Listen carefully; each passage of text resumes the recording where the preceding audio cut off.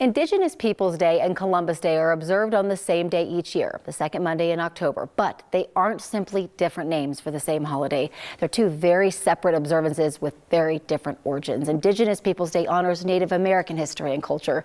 Joining us now to talk about the significance and history of this day is our 9 News racial equity expert, Dr. Rosemarie Allen. Thanks for coming in. So happy to be here. This is an important topic to talk about because, how you refer to the day is, really important, significant. So go back to the history of Indigenous Peoples Day.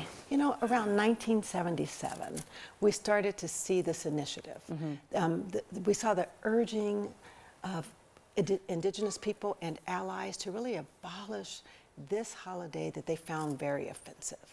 And it was offensive because Christopher Columbus is actually responsible for the genocide and the colonization of millions of Indigenous people on their own land. And people found it obscene that you would celebrate this. And they began to protest. And even here in Colorado and Denver, huge protests for many, many years.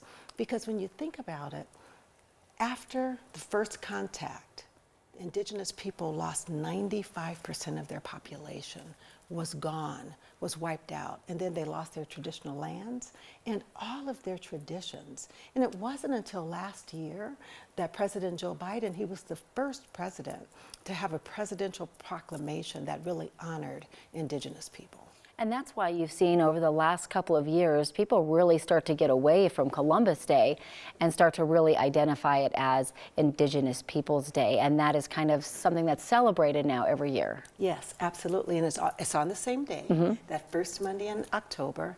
And it really celebrates and honors the contributions of Indigenous people and their resilience. And it also promotes a pride in Indigenous youth, in their culture, in their place of origin, and also in how they've overcome so many barriers, because in so many places they are still oppressed and, Corey, even invisible. When you think about Indigenous people, we don't think about them being seen very often in society because so many have been expropriated to reservations where they don't have basic needs met, and they're actually prisoners in their own land. And this kind of brings some of that recognition back for them. You talked about President Biden. Do you think his proclamation goes far enough? I think it's a great first step, but not nearly far enough. We've not even apologized for the genocide or oppression of Indigenous people that continues today. There's been no apology, and there's still no federal holiday. We have a holiday here in Colorado, but federally there's been no federal holiday. So I think if we want to go farther, first we really have to acknowledge that Indigenous people are still oppressed on their own land, but a federal holiday would go a long way.